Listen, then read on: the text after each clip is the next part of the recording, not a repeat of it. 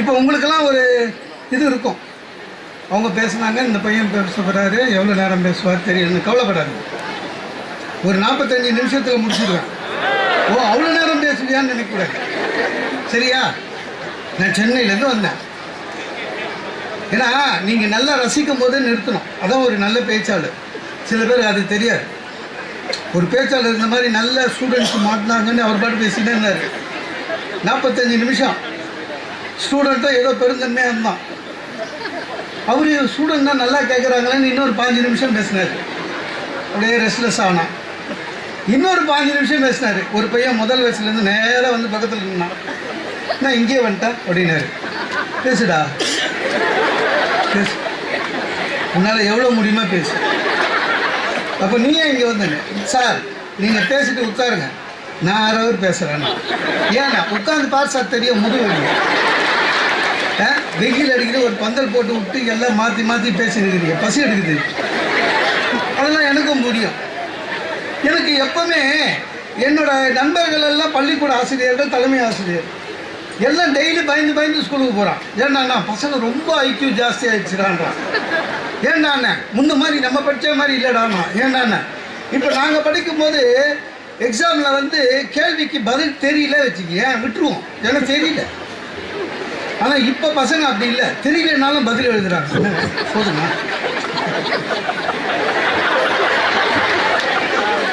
நான் ஒரு பையன் சொன்னேன், அவராக நினைச்சேன்.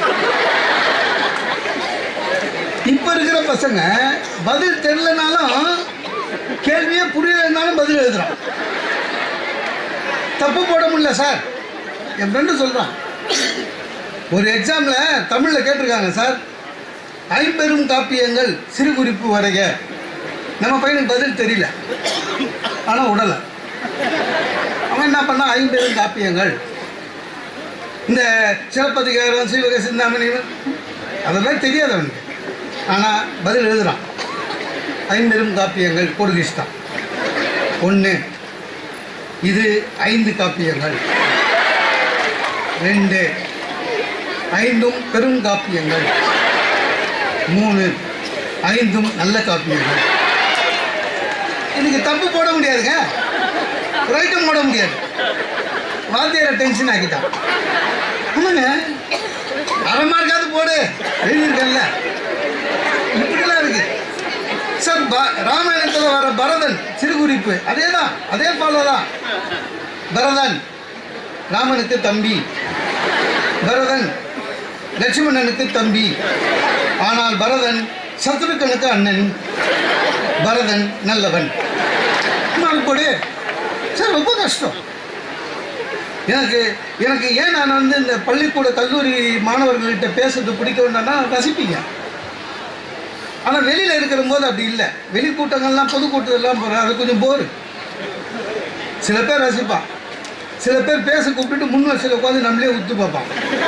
நமக்கு பயமாக இருக்கும். பட்டன் ரிட்டன் போடாமல் வந்துட்டோமா, ஏன் சிரிக்கிறான். சில பேர் ரசிக்கவே மாட்டான் சார், அவளுக்கே கிடையாது, அம்மா வாட்டும் முன்னிட்டான். நான் என்ன பண்ணுவேன், அந்த மாதிரி இருக்கும்போது இந்த முதல் வரிசையில் இருக்கிற ஒரு பெரிய மனுஷங்க இருக்காங்கல்ல, அதில் ஒரு 3 பேரை கண்ணிலே பிடிச்சிடுவேன். மீதி பேரை பற்றி கவலை இல்லை, அவங்களே பார்த்து பேசி நிற்பேன். ஏன்னா அவங்க நம்ம கண் பார்வையிலேருந்து போக முடியாது, மாட்டினாங்க கட்சி வரையும். சார் ஒரு மீட்டிங்கில் அந்த மாதிரி 3 பேரை பார்த்து பேசினீங்கன்னா அதில் ஒரு ஆள் உஷாராயிட்டார். ஏன்னா நம்மளை பார்த்தே பேசுகிறாங்க, அதில் எழுந்துக்க முடியாது போல இருக்குன்னு டக்குன்னு பேக்கெட்டில் வந்து என்ன பண்ணார், செல்ஃபோன் எடுத்துட்டார். எடுத்து அவர் பாட்டு முடிகிற வரையும் நான் டென்ஷன் ஆகிட்டேன். ஏன்னா பேசும்போது முதல் வரிசையில் உட்காந்து செல்ஃபோனை பண்ணிட்டு இருந்தால் என்ன பண்ணுறது.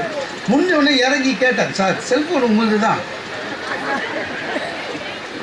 முதல் வரிசையில் உட்காந்து இந்த மாதிரி பண்ணுறதுக்கு நீங்கள் வெளியே பண்ணியிருக்கலாமேன்னு. அவரு என்ன சார் தப்பாக நினச்சிங்க, நீங்கள் என்ன போய் யூடியூப்பில் உங்கள் ப்ரோக்ராம் தான் சார் பார்த்துன்னு இருக்கிறாங்க. நல்லா முழுசாக நின்று பேசி நிற்கிறேன்னு, அதில் நான் யூடியூப்பில் பார்க்குறேன்னு. ஆனால் கடைசியாக ஒன்று சொன்னான், ஆனால் இதில் நீ நல்லா பேசுன சார். அப்போ அன்றைக்கி நம்மளுக்கு நல்லா இல்லைன்னு அர்த்தம்.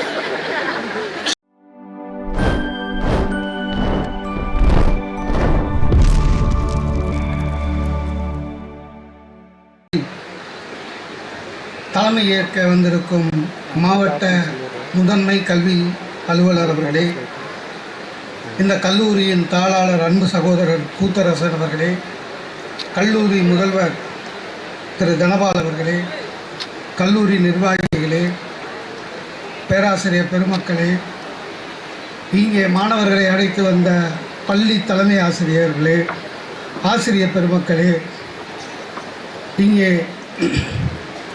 அமர்ந்திருக்கும் எதிர்கால இந்தியாவின் ஐஸ்வர்யா ராய்களே, கிரண்பேடிக்களே, அன்னை தெரசாக்களே, எதிர்கால இந்தியாவின் அம்பானிகளே, தோனிக்களே, அப்துல் கலாம்களே, உங்கள் அனைவருக்கும் என்னுடைய பணிவான வணக்கத்தை தெரிவித்துக் கொள்கிறேன். இல்லை வணக்கம்னு சொன்னால் எல்லாம் திருப்பி சொல்லணும். நீங்கள் எல்லாம் திருப்பி சொன்னால் ஒரே கலவரம் மாதிரி இருக்கும். அதனால எல்லாரும் சேர்ந்து கை தட்டிட்டிங்கன்னா அதையே நான் வணக்கம்னு எடுத்துப்பேன். ஆனால் எல்லாரும் கை தட்டணும். கை தட்டுங்கன்னு சொன்னது எனக்காக என் நன்மைக்காக மட்டும் இல்லை, உங்கள் நன்மைக்காக சேர்த்து தான். அமெரிக்காவில் ஒரு ஆராய்ச்சியில் கண்டுபிடிச்சிருக்கான், இந்த வாய் விட்டு சிரித்தால் நோய் விட்டு போகும்னு ஒரு பழமொழி கேள்விப்பட்டிருப்பீங்க. அதே மாதிரி 2 உள்ளங்கையை அடிக்கடி தட்டினீங்கன்னா உள்ளங்கையில் இருக்கிற செல் வளர்ச்சி அடைந்து மூளையில் திடீர் உணர்வு அதிகம் பெற்று அரியர்ஸ் இல்லாமல் பாஸ் பண்ணலாம் அப்படின்னு கண்டுபிடிச்சிருக்கான்.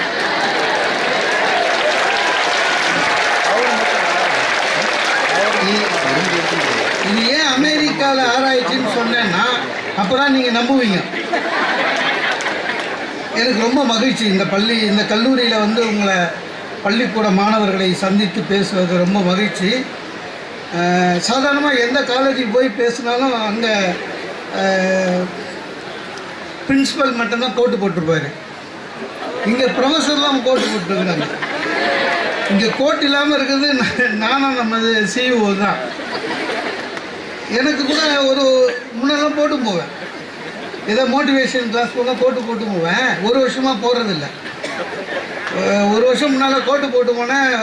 ஒரு தம்பி முதல் வருஷத்துலேருந்து ஓடி வந்தான், சார் ஒரு செல்ஃபி எடுத்துக்கிறேன்னா. எடுத்துக்கிட்டான்னு எடுத்துக்கிட்டே சொல்கிறான், உங்கள் 2வது படம் எப்போ சார் வரும்னா. நான் அப்போ படத்துலேயே நடிக்கல, நான் அடிக்கவே இல்லையாப்பான்னு. அப்போ லெஜெண்ட் நடித்த சரவணா ஸ்டோர் ஓனர் நீ இல்லையாண்ணா. அவரை கிண்டல் பண்ணுறானா எந்த கிண்டல் பண்ணுறானான்னு ஒன்றும் தெரியல. அதுலேருந்து கோட்டு போடுறதில்லன்னு விட்டுட்டேன். இந்த உலகத்தில் எனக்கு பிடிச்ச ஒரு இனம் எது என்று சொன்னால் ஆசிரியருடைய அந்த இனம் தான் எனக்கு மிகவும் பிடித்தது. எனக்கு ரொம்ப ஆசை டீச்சராக வரணும்னு, முடியல. அப்புறம் ரொம்ப ஆசை வழக்கறிஞராக வரணும்னு, முடியல. அப்புறம் இது மாதிரி வந்துட்டோம். ஏன்னா இந்த உலகத்திலேயே பொறாமைப்படாத ஒரே ஜாதி ஆசிரியர் ஜாதி மட்டும்தான். தங்கிட்ட படித்த பையன் கலெக்டர் ஆகிறான், தங்கிட்ட படித்த பையன் மெடிக்கல் ஆகிறான், என்ஜினியர் ஆகிறான், மகிழ்ச்சியாக சொல்லுவாங்க ஆசிரியர்.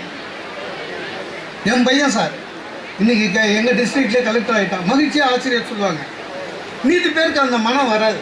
இவ்வளோ பேசுகிறோமே, இப்போ எனக்கே சார் பக்கத்து சீட்டில் உட்காந்து வேலை செய்கிறவனுக்கு 100 ரூபாய் இன்க்ரிமெண்ட் ஜாஸ்தி வந்துட்டாலே 2 நாள் சோறு இறங்க மாட்டேங்குது. நம்ம அவ்வளோ நல்லவன். ஆனால் ஆசிரியர்கள் அப்படி இல்லை. உங்களுடைய எதிர்காலத்திற்காகவே உழைத்து கொண்டு இருக்கின்ற ஒரு உயர்ந்த ஆசிரியர்கள். இந்த கல்லூரியை பற்றி எனக்கு தெரியும். இந்த கல்லூரியை துவக்கி தலைவராக இருக்கிற தம்பிதுரை அவர்கள் தான் தன்னுடைய 34வது வயதிலேயே துணை சபாநாயகர் ஆனார். அது மட்டும் இல்லை, அண்ணா யூனிவர்சிட்டியில் ப்ரொஃபஸராக இருந்தவர். அது பெருமை இல்லை. நம்மளை மாதிரி கஷ்டப்பட்டு படிக்கிற மக்கள் ஏதாவது தப்பு தண்டை ஆகி ஏப்ரலில் மிஸ் ஆச்சு வச்சிங்க, நாங்கள்லாம் அடுத்த செப்டம்பர் வரையும் வெயிட் பண்ணுவோம். நாங்கள் படிக்கிற காலத்தில் அதை மாற்றி ஏப்ரலில் ஏதாவது ஆச்சுன்னா உடனே பரீட்சை எழுதி அதே ஆண்டில் மேல் படிப்புக்கு போகிற மாதிரி ஒரு திட்டத்தை எடுத்துகிட்டு வந்தது இந்த கல்லூரியுடைய தலைவர் என்பது எனக்கு தெரியும். நீங்கள் கைத்தட்டுறது பார்த்தா நமக்கு வசதியாச்சுன்னு நினச்சி கைத்தட்டாதீங்க. உண்மையிலேயே ரொம்ப பெரிய விஷயம். நீங்கள் எல்லாம் ஒரு நல்லது நான் முதல்வன் என்ற திட்டத்தின் கீழ் வந்திருக்கிறீர்கள். இது இந்த திட்டம் என்பது சும்மா இல்லை. நான் முதல்வன் அவ்வளோதான். எதில் வேணாலும் இருக்கலாம். இயற்பியலில் இருக்கலாம், தமிழில் இருக்கலாம், கணக்கில் இருக்கலாம், விளையாட்டுத்துறையில் இருக்கலாம். வளர்கின்ற பருவம். இந்த நாடு தான் இன்றைக்கு உலகத்திலேயே இளைஞர்களை அதிகமாக கொண்ட நாடு. ஆக இளைஞர்கள் எந்த துறைக்கு போனாலும் முதன்மை பெற வேண்டும் என்ற எண்ணத்திலே தான் இந்த கூட்டம் நடத்தப்படுகின்றது. நம்முடைய முதன்மை கல்வி அலுவலரும் அதைத்தான் சொல்லிக் கொண்டிருக்கிறார். இப்போ உங்களுக்கெல்லாம் ஒரு இது இருக்கும். அவங்க பேசுனாங்க, இந்த பையன் பேசுகிறாரு, எவ்வளோ நேரம் பேசுவார் தெரியலன்னு கவலைப்படாது.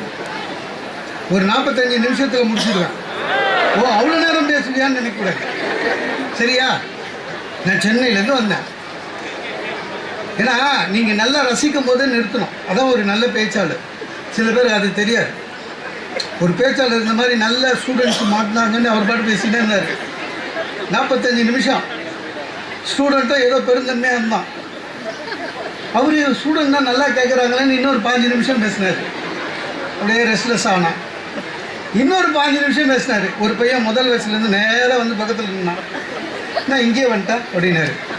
பேசுடா, பேசு, உன்னால் எவ்வளோ முடியுமா பேசு. அப்போ நீயே இங்கே வந்துங்க. சார் நீங்கள் பேசிட்டு உட்காருங்க, நான் 6 ஹவர் பேசுகிறேன்னா. ஏன்னா உட்காந்து பார் சார், தெரியும் முதுகு வெயில் அடிக்கிற ஒரு பந்தல் போட்டு விட்டு எல்லாம் மாற்றி மாற்றி பேசினுக்கிறீங்க. பசி எடுக்குது. அதெல்லாம் எனக்கும் முடியும்.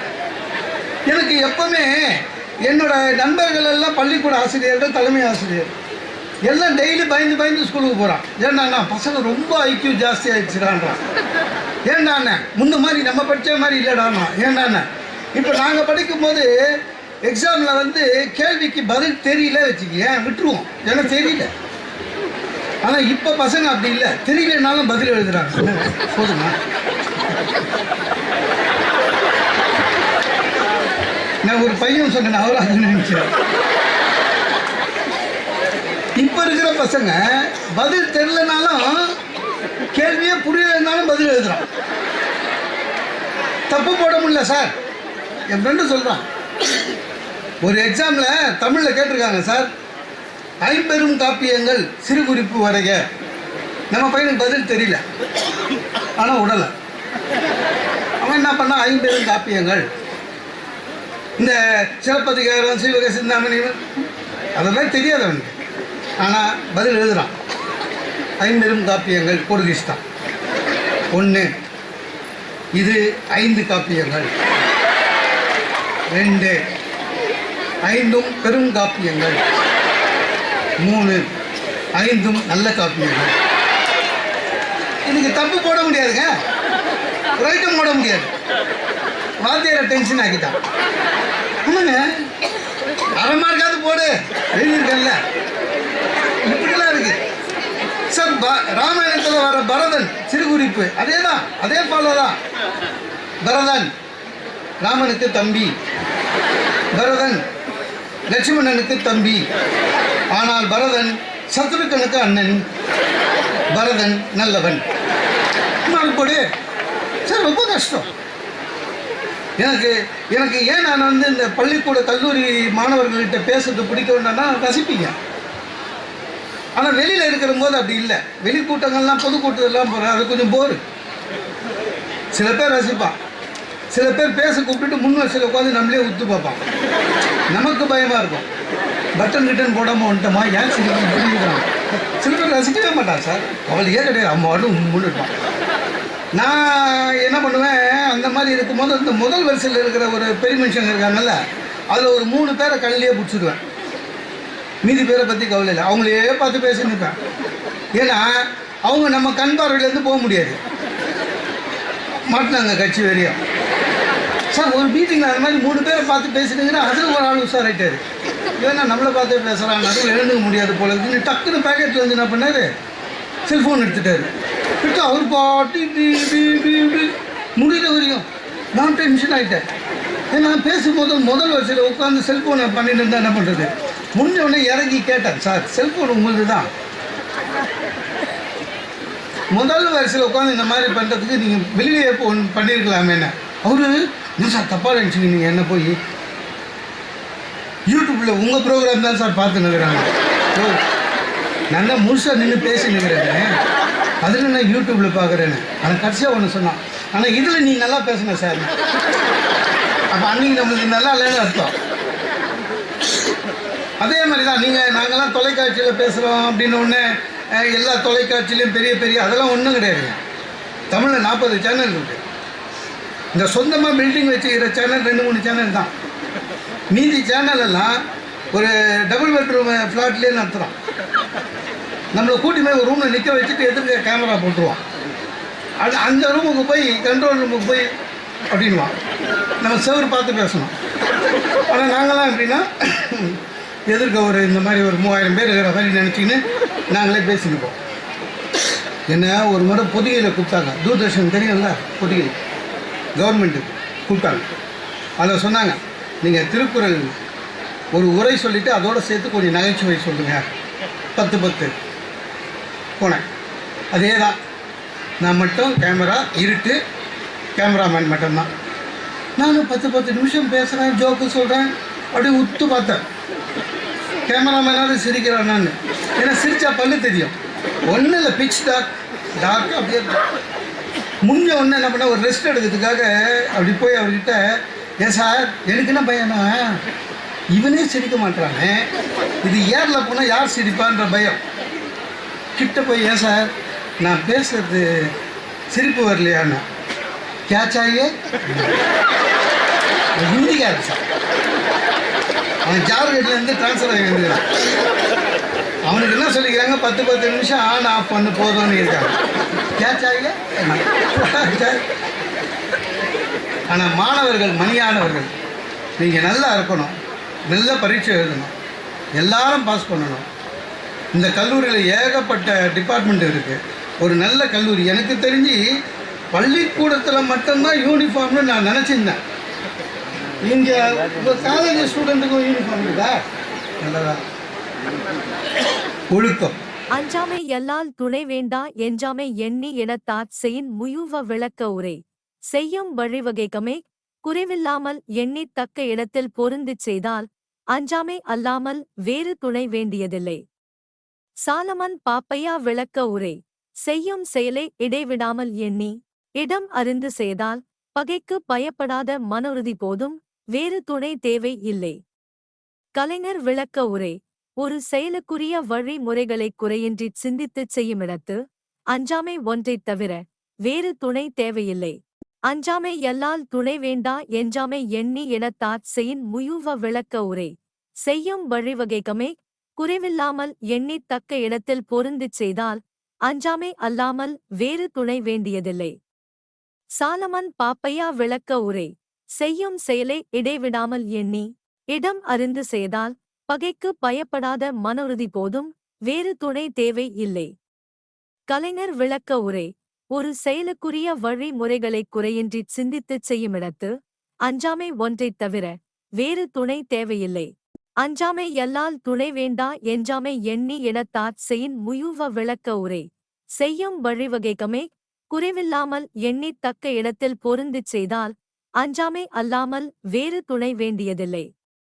சாலமன் பாப்பையா விளக்க உரை செய்யும் செயலை இடைவிடாமல் எண்ணி இடம் அறிந்து செய்தால் பகைக்கு பயப்படாத மனவுறுதி போதும், வேறு துணை தேவை இல்லை. கலைஞர் விளக்க உரை ஒரு செயலுக்குரிய வழிமுறைகளைக் குறையின்றிச் சிந்தித்துச் செய்யுமிடத்து அஞ்சாமை ஒன்றைத் தவிர வேறு துணை தேவையில்லை. அஞ்சாமை எல்லால் துணை வேண்டா எஞ்சாமை எண்ணி எனத்தாற் செயின் முயுவ விளக்க உரை செய்யும் வழிவகைக்கமே குறைவில்லாமல் எண்ணித் தக்க இடத்தில் பொருந்திச் செய்தால் அஞ்சாமை அல்லாமல் வேறு துணை வேண்டியதில்லை. சாலமன் பாப்பையா விளக்க உரை செய்யும் செயலை இடைவிடாமல் எண்ணி இடம் அறிந்து செய்தால் பகைக்கு பயப்படாத மனவுறுதி போதும், வேறு துணை தேவை இல்லை. கலைஞர் விளக்க உரை ஒரு செயலுக்குரிய வழிமுறைகளைக் குறையின்றிச் சிந்தித்துச் செய்யுமிடத்து அஞ்சாமை ஒன்றைத் தவிர வேறு துணை தேவையில்லை. அஞ்சாமை எல்லால் துணை வேண்டா எஞ்சாமை எண்ணி எனத்தாற் செயின் முயுவ விளக்க உரை செய்யும் வழிவகைக்கமே குறைவில்லாமல் எண்ணித் தக்க இடத்தில் பொருந்திச் செய்தால் அஞ்சாமை அல்லாமல் வேறு துணை வேண்டியதில்லை. சாலமன் பாப்பையா விளக்க உரை செய்யும் செயலை இடைவிடாமல் எண்ணி இடம் அறிந்து செய்தால் பகைக்கு பயப்படாத மனவுறுதி போதும், வேறு துணை தேவை இல்லை. கலைஞர் விளக்க உரை. ஒரு செயலுக்குரிய வழிமுறைகளைக் குறையின்றிச் சிந்தித்துச் செய்யுமிடத்து அஞ்சாமை ஒன்றைத் தவிர வேறு துணை தேவையில்லை. அஞ்சாமை எல்லால் துணை வேண்டா எஞ்சாமை எண்ணி எனத்தாற் செயின் முயுவ விளக்க உரை. செய்யும் வழிவகைகமே குறைவில்லாமல் எண்ணித் தக்க இடத்தில் பொருந்திச் செய்தால் அஞ்சாமை அல்லாமல் வேறு துணை வேண்டியதில்லை. சாலமன் பாப்பையா விளக்க உரை. செய்யும் செயலை இடைவிடாமல் எண்ணி இடம் அறிந்து செய்தால் பகைக்கு பயப்படாத மனவுறுதி போதும், வேறு துணை தேவை இல்லை. கலைஞர் விளக்க உரை. ஒரு செயலுக்குரிய வழிமுறைகளைக் குறையின்றிச் சிந்தித்துச் செய்யுமிடத்து அஞ்சாமை ஒன்றைத் தவிர வேறு துணை தேவையில்லை. அஞ்சாமை எல்லால் துணை வேண்டா எஞ்சாமை எண்ணி எனத்தாற் செயின் முயுவ விளக்க உரை. செய்யும் வழிவகைகமே குறைவில்லாமல் எண்ணித் தக்க இடத்தில் பொருந்திச் செய்தால் அஞ்சாமை அல்லாமல் வேறு துணை வேண்டியதில்லை. சாலமன் பாப்பையா விளக்க உரை. செய்யும் செயலை இடைவிடாமல் எண்ணி இடம் அறிந்து செய்தால் பகைக்கு பயப்படாத மனவுறுதி போதும், வேறு துணை தேவை இல்லை. கலைஞர் விளக்க உரை. ஒரு செயலுக்குரிய வழிமுறைகளைக் குறையின்றிச் சிந்தித்துச் செய்யுமிடத்து அஞ்சாமை ஒன்றைத் தவிர வேறு துணை தேவையில்லை.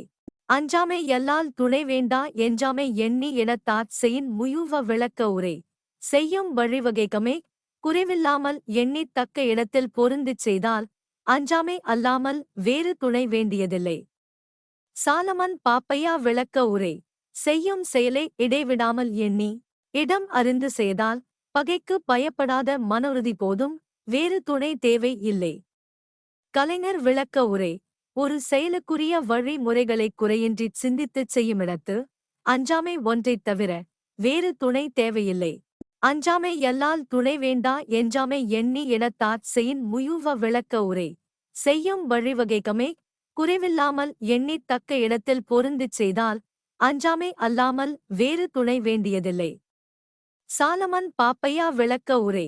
செய்யும் செயலை இடைவிடாமல் எண்ணி இடம் அறிந்து செய்தால் பகைக்கு பயப்படாத மனவுறுதி போதும், வேறு துணை தேவை இல்லை. கலைஞர் விளக்க உரை. ஒரு செயலுக்குரிய வழிமுறைகளைக் குறையின்றிச் சிந்தித்துச் செய்யுமிடத்து அஞ்சாமை ஒன்றைத் தவிர வேறு துணை தேவையில்லை. அஞ்சாமை எல்லால் துணை வேண்டா எஞ்சாமை எண்ணி எனத்தாற் செயின் முயுவ விளக்க உரை. செய்யும் வழிவகைகமே குறைவில்லாமல் எண்ணித் தக்க இடத்தில் பொருந்திச் செய்தால் அஞ்சாமை அல்லாமல் வேறு துணை வேண்டியதில்லை. சாலமன் பாப்பையா விளக்க உரை. செய்யும் செயலை இடைவிடாமல் எண்ணி இடம் அறிந்து செய்தால் பகைக்கு பயப்படாத மனவுறுதி போதும், வேறு துணை தேவை இல்லை. கலைஞர் விளக்க உரை. ஒரு செயலுக்குரிய வழிமுறைகளைக் குறையின்றிச் சிந்தித்துச் செய்யுமிடத்து அஞ்சாமை ஒன்றைத் தவிர வேறு துணை தேவையில்லை.